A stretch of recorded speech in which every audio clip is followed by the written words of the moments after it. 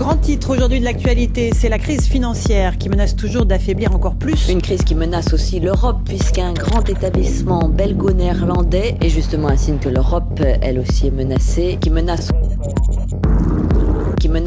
c'est tout le monde occidental qui est touché, qui menace, après notamment la faillite retentissante, qui menace d'une grande banque d'affaires américaine. Tout s'est ensuite enchaîné très vite, effondrement des marchés financiers, difficultés pour certains établissements européens, puis plan américain de soutien.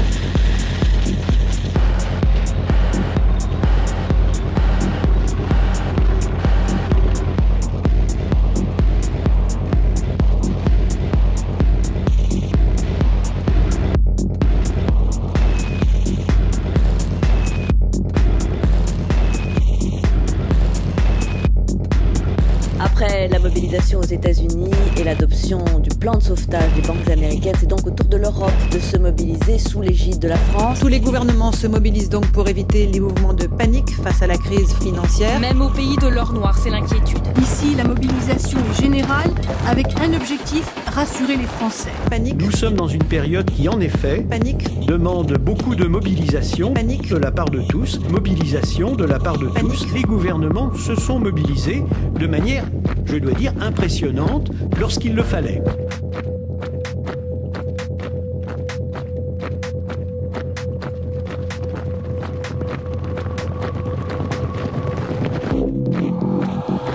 De son côté, François Fillon a renouvelé son appel à l'unité nationale face à la crise financière qui a placé, d'après lui, le monde au bord du gouffre. Fin de citation. La situation, mes chers amis, elle réclame du sang-froid, de la ténacité, elle réclme aussi de l'unité nationale. Fin de citation. François Fillon déploie encore une fois le bouclier patriotique, comme si le pire ne s'était pas encore produit. Je crois que chacun doit bien comprendre aussi pourquoi est-ce qu'on en appelle à l'unité nationale. Parce que c'est vraiment un moment où ça sert à rien de se faire des chicayas, de se critiquer les uns et les autres. C'est un moment où on doit être rassemblés. Le ton est presque martial. Nous sommes désormais confrontés à une crise de confiance sans précédent qui menace de paralyser l'économie mondiale. Ce qui est certain, c'est que nous ne pouvons pas rater l'opportunité de mener le combat face à la crise.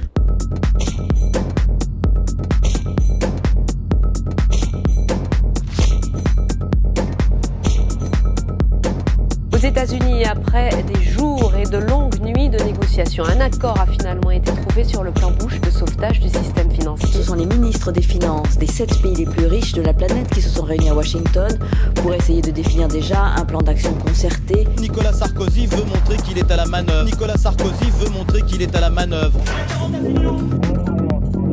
Derniers ordres avant la clôture. Défendrons une position commune en Europe. Dans la salle des marchés, on boucle, on sauve les positions. L'État est à la manœuvre. Les montent un sens. Le président aux commandes. Les montent un sens.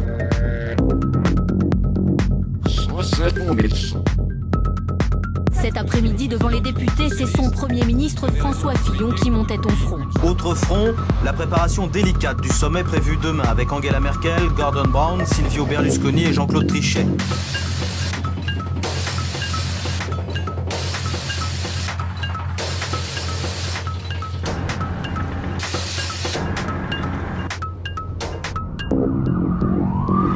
Président de la République française, il est président de l'Union européenne. Il est en train de coordonner l'ensemble des actions de l'Europe. La ministre de l'économie, Christine Lagarde, elle est à Washington. À Washington, les plus grands pays industrialisés se réunissent pour combattre ce fléau. On va y arriver, évidemment qu'on va y arriver.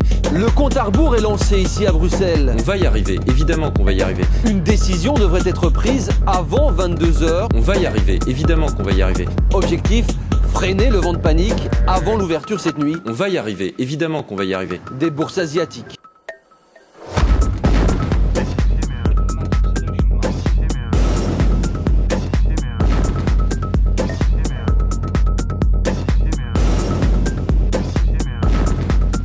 Les 7 principales banques centrales ont pourtant eu recours à une thérapie de choc. Il faut stopper l'hémorragie, rassurer la population. Pour stopper l'hémorragie, existe-t-il un remède miracle? On essaie de soigner le malade, mais le malade est vraiment extrêmement atteint.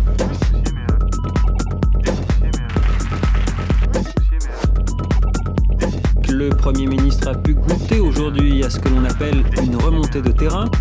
recule de près de 7% au Caire, repli enfin à Riyad. Le chômage poursuit son avancée. L'INSEE parle même de recul du produit intérieur brut. 4 années de progression ont donc été effacées en quelques semaines.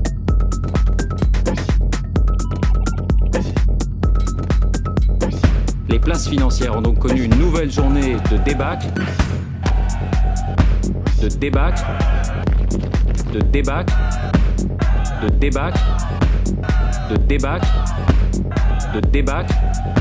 Ça a permis de dire ouf le temps d'une demi-heure, une heure, et puis ensuite on est revenu dans le massacre. Dans le massacre. Ça va être une victime collatérale, l'environnement sera une victime.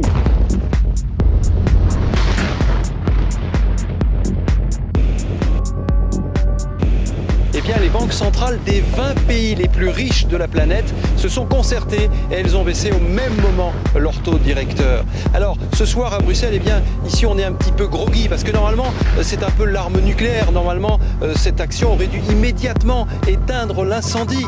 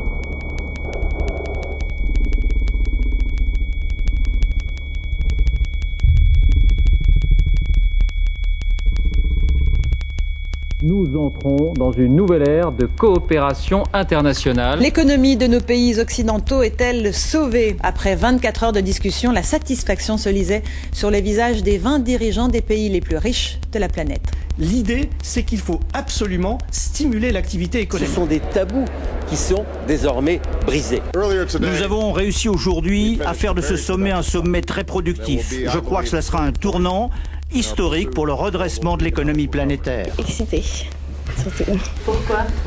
Parce que c'est l'homme le plus puissant de toute la Terre, donc...